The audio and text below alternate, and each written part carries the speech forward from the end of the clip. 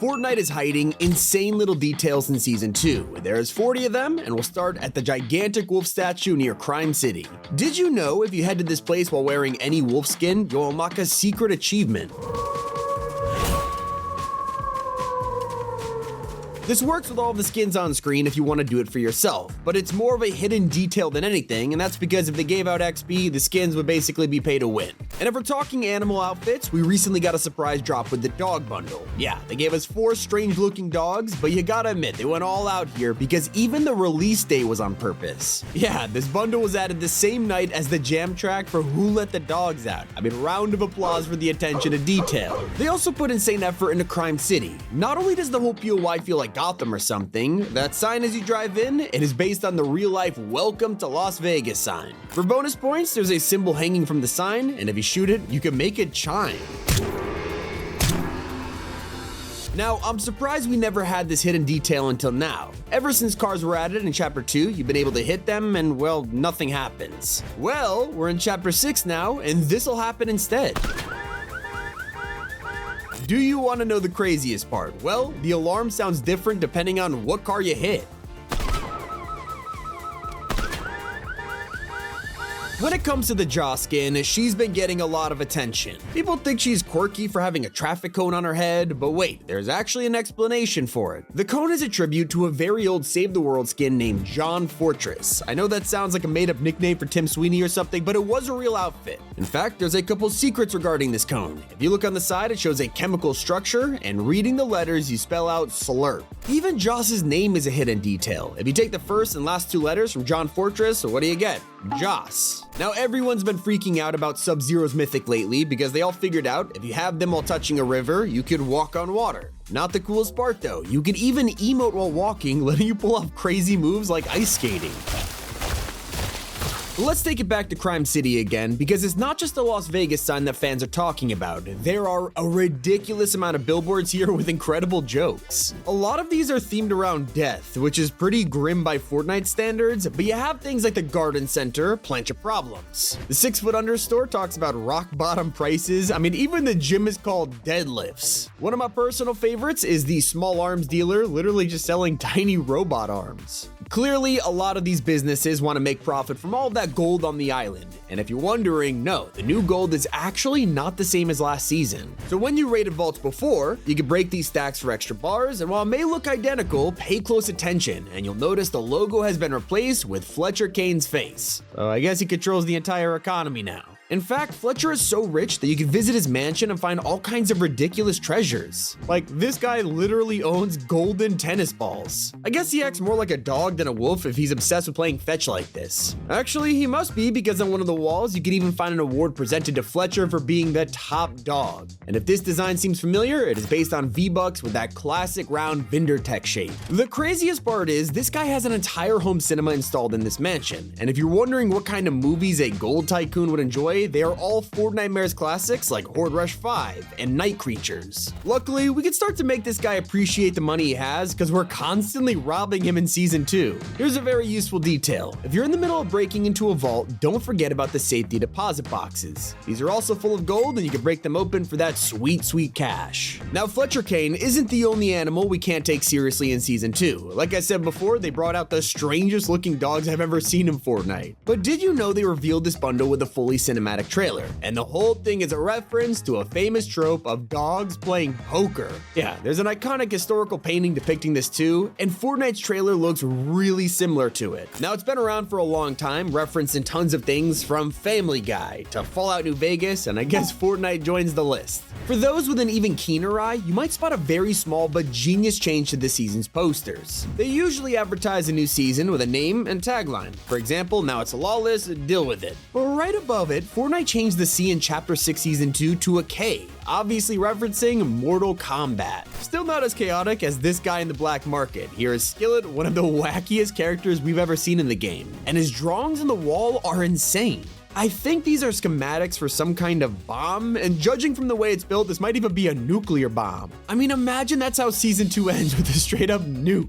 Now, if you choose to speak to other NPCs instead, you can find Jones and the Night Rose hanging out at Demon's Dojo. It's one of the first times we've seen this in Fortnite, but if you stick around long enough, you can watch both of them talk to each other. It's like a minute-long conversation, but stuff like this is huge for the storyline. If you prefer insane details that affect everyone, literally just walk into Crime City. Pay attention to the sky, and you'll watch the entire atmosphere just change as you go in. And that's why the city feels so dangerous. No matter where you were before, the sky is now murky and raining, and I'm telling you, this really is Gotham City. And well, you gotta hand it to them. Despite all of this chaos, at least the train runs on time. That's probably because Fletcher Kane overtook the entire system, so now he's the only one controlling the rails. So all the transport is gold, which means we could finally break in and see the inside of a carriage. But while you're distracted by that, take a close look at the front of the train. Ever since this feature came out, it's shown a bunch of random letters and numbers. Well, not anymore. It now says we're on the Alpha line, sort of like the Alpha Wolf joke. Little cringe, Fortnite, but we gotta give you some credit though, because when it comes to the commercials around the island, it's not just billboards you gotta look out for. When walking into restaurants like Bird or Dur Sushi, you could hear Japanese announcements.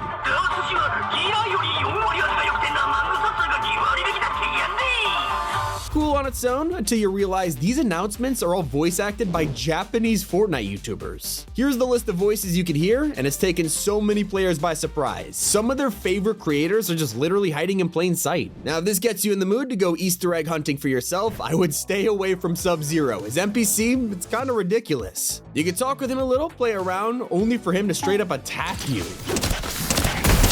Yeah, he doesn't need guns. He gives you a beating with his fists alone. Instead, you should hire this guy because once you've done that, you'll take advantage of his permanent mythic. Now let's run it back to the black market because sure, we found that strange bomb Skillet's working on, but if you explore any of them for long enough, you'll find they have a locked door that you can't get through. Most of us assume this is just a decoration or something, but it turns out going into replay mode reveals everything. There's an entire room behind these doors, and it'll soon be home to the exclusive exotic section. If you want to know about all of the 15 plus exotics coming to season 2, go check out our leaks video. But this next hidden change is something you probably didn't notice. In the item shop, Fortnite used to go all out with designing custom backgrounds for bundles, so like Iron Man having a tech design or Miku with a purple and blue gradient. But when you clicked on any of these skins, it would take you to that same Fortnite blue we've been seeing for years now. Luckily, thanks to the item shop team, they have changed this, so inspecting items finally feels special. W update. And you'll be surprised to hear that those popular Tanuki statues from Night Shift Forest last season haven't actually disappeared. People thought they had become a victim to the new map, and well, you can find them in the new biome amongst a bamboo circle. They have found each other and reward you for finding them with some chests. Now, I feel like I keep talking about these changes to the Chug. Yeah, it's going through a lot this season, but I still managed to find even more insane details with this thing, like how you could throw the entire barrel. Somehow we're really far into this video and I'm only just mentioning Big Dill, but trust me, this detail is pretty awesome. As most of us know, Big Dill was born last season in the Kappa Kappa Pickle Factory. We literally got to watch him grow up. It was kind of weird. But now he is referencing his home with the Lil Dilly back bling. On the plushie, you see a tag showing it was made in Kappa Kappa. Speaking of back blings, let's talk about Subzero's. Gotta be one of the most brutal things I've ever seen in this game, and they get away with it because it's technically just an ice sculpture, right? Well, considering it's based on this fatality, it's a crazy back bling for sure. Now let's check out this season's victory umbrella. Hopefully a lot of you guys have earned this by now. It's been like a week, but even though we've had a chance to play with it, nobody is talking about the hidden detail, like the fact it shoots a rain of gold coins as you glide down. By the way, those Tanuki statues weren't the only guys on the move in season 2. There's a detail that makes no sense. If you remember the gnome that plays piano under Shrining Span, he is gone. Well, it turns out he's actually just on the other side. Someone at Epic did this on purpose and we have no idea why, so who knows? Maybe he'll change locations like every update. Luckily, we can make sense of the hidden roast on the pump and dump. If you look at the SMG, you can see a downward trend and a fire above it, joking that the pump and dump schemes always plummet your crypto's value.